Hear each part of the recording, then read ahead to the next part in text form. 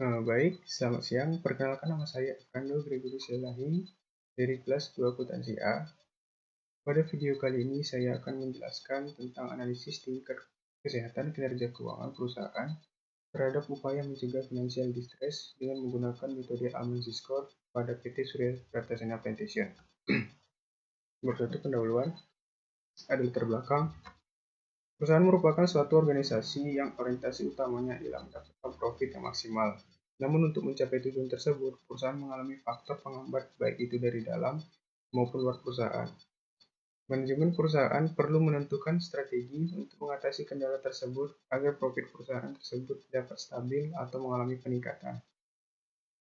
Jika suatu perusahaan memasuki masalah kesulitan keuangan atau financial distress dan tidak cepat diatasi, maka berakibat kebangkrutan perusahaan.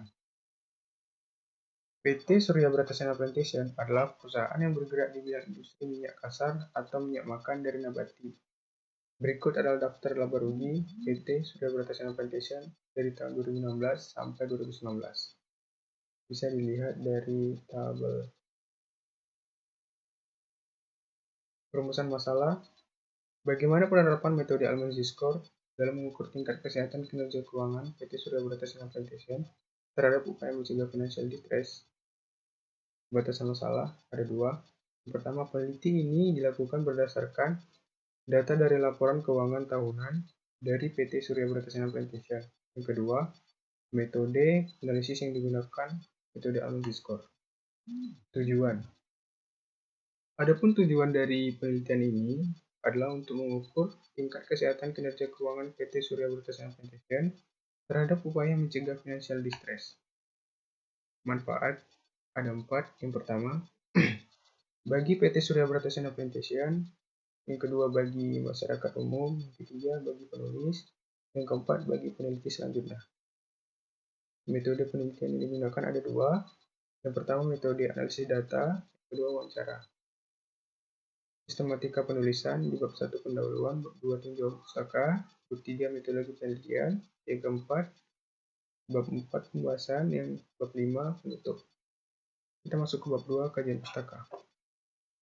Itu ada penelitian terdahulu. Menurut Wulandari 2017 menyatakan bahwa pada tahun 2011 sampai 2015, pada kelima perusahaan farmasi berada dalam kategori sehat, nilai skor seluruh perusahaan lebih dari 2,99.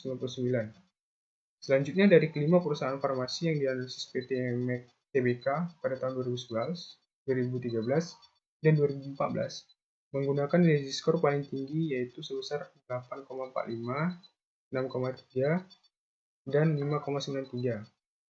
PT Kalbe Farma TBK pada tahun 2012 dan tahun 2015 memiliki nilai skor paling tinggi yaitu sebesar 6,8 dan 5,92.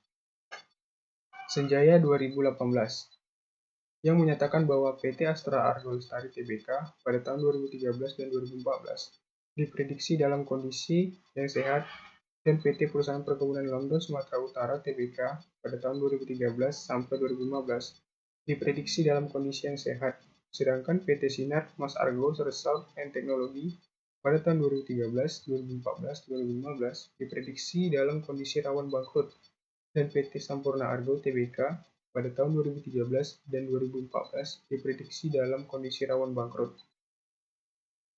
Laporan keuangan. Kasmir 2016 berpendapat bahwa laporan keuangan adalah laporan yang menunjukkan kondisi keuangan perusahaan pada saat ini atau dalam suatu periode tertentu. Menurut Fahmi 2012, laporan keuangan merupakan informasi yang menggambarkan kondisi laporan keuangan suatu perusahaan, dan lebih jauh informasi tersebut dapat dijadikan sebagai gambaran kinerja keuangan perusahaan tersebut. Laporan keuangan merupakan informasi yang paling penting bagi berbagai pihak yang membutuhkan informasi keuangan perusahaan dan merupakan suatu produk akhir dari proses kegiatan akuntansi, serta dapat dijadikan sebagai bahan penguji dalam pengerjaan menganalisis pembukuan dan nilai posisi keuangan suatu perusahaan pada periode tertentu, karena posisi berisi semua informasi tentang keuangan dan hasil pencapaian yang telah dilakukan perusahaan selama melakukan kegiatan transaksi. Tujuan laporan keuangan yaitu ada 3. Yang pertama, memberikan informasi. Yang kedua,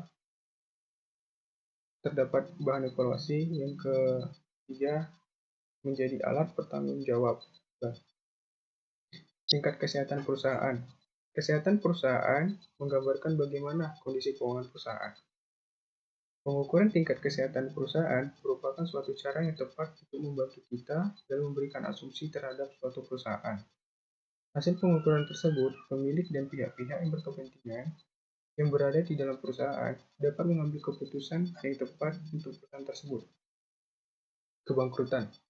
Kebangkrutan adalah risiko yang memiliki kaitan yang kuat dalam hubungannya mengenai ketidakpastian perusahaan dalam kemampuannya untuk melanjutkan kegiatan operasional apabila kondisi keuangannya terus mengalami penurunan yang tidak pasti, menurut Munawwir 2015. Kebangkrutan adalah suatu keadaan atau kondisi suatu perusahaan dapat dikatakan tidak sehat pada keuangan, sehingga memiliki kemungkinan untuk tidak bisa terus melanjutkan usahanya sehingga perusahaan kalah dalam bersaing dan mengakibatkan penurunan profitabilitas. Kebangkrutan yang terjadi sebenarnya dapat diprediksi dengan melihat beberapa indikator-indikator yang ada. Yang pertama, dilihat dari aliran kas sekarang dan di masa yang akan datang. Yang kedua, strategi perusahaan. Yang ketiga, kualitas dari manajemen perusahaan. Yang keempat, kemampuan manajemen. Analisis diskor.